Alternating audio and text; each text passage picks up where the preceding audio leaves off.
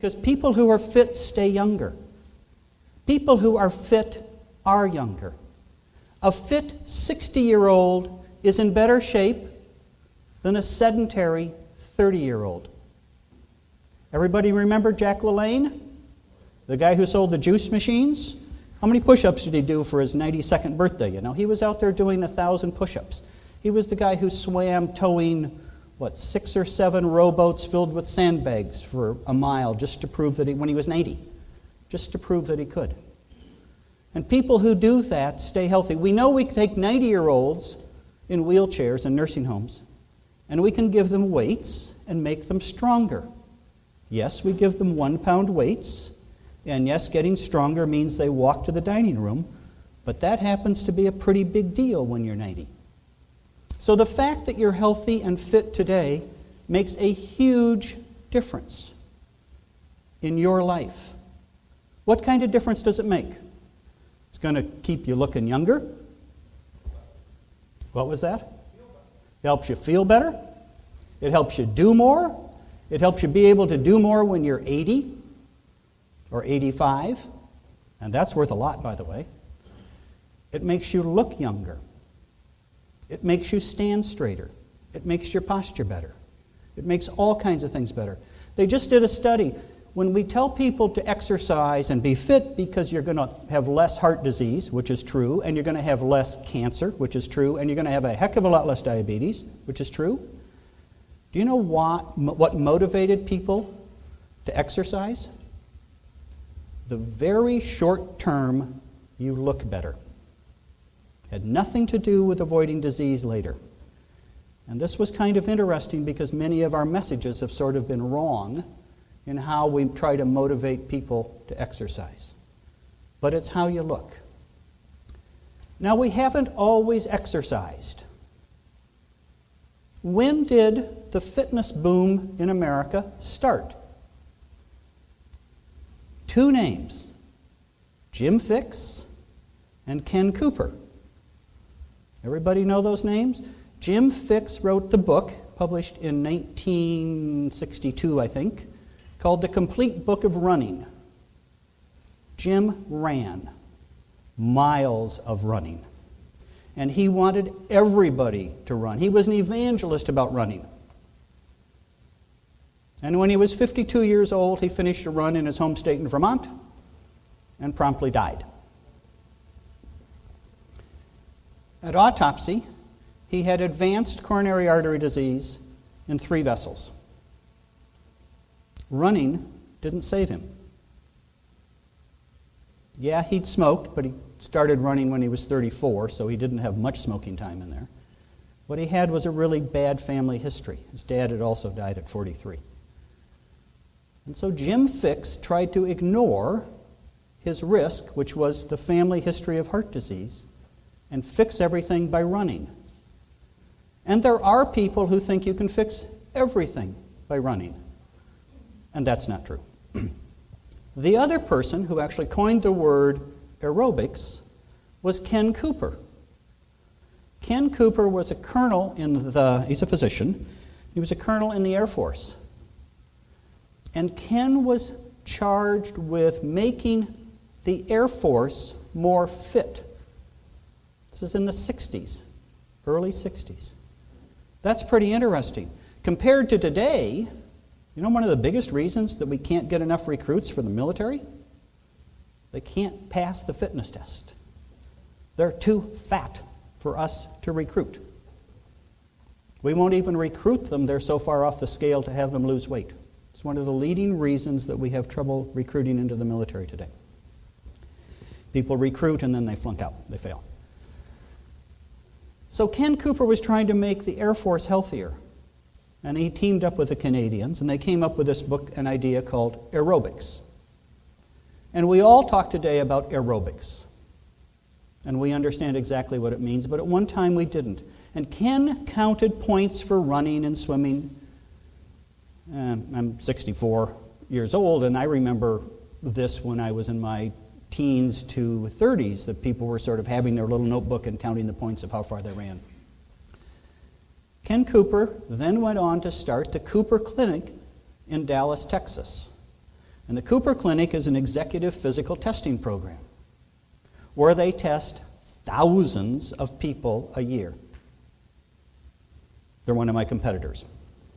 They're different than we are because they do a hell of a lot more testing than we do, and they don't accept insurance. Flat bill. And they still get about 50 to 100 people a day. Because Ken Cooper has convinced a lot of people that knowing about your health is really important. That knowing your blood pressure, knowing your cholesterol values, knowing whether you're pre-diabetic and doing something about those things makes all the difference in the world. And the difference is that Jim Fixx died and Ken Cooper didn't. So the fact that people are fit gets you halfway there. You have to have the other piece. That's part of the service I provide. It's part of what should happen in a good annual physical, but doesn't always.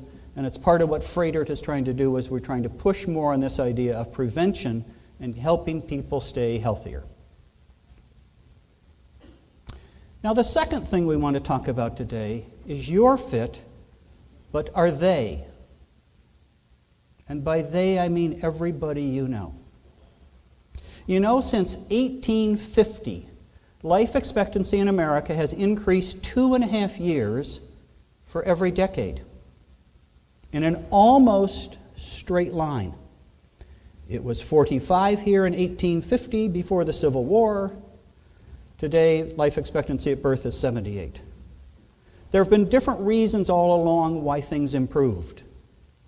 Initially, it was learned to keep your poop away from your drinking water. Makes a difference.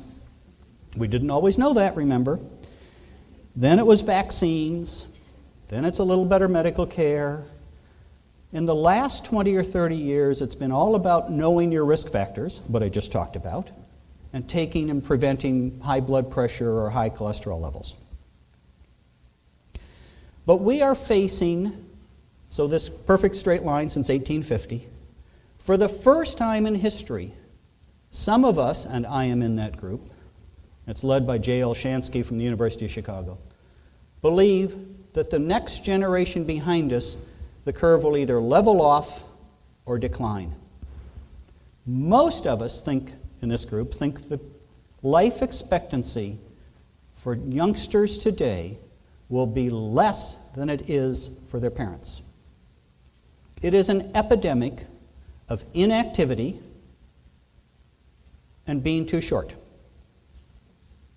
Nobody's ever too heavy, they're just too short. By my calculation, however, Governor Christie needs to be about 9'9".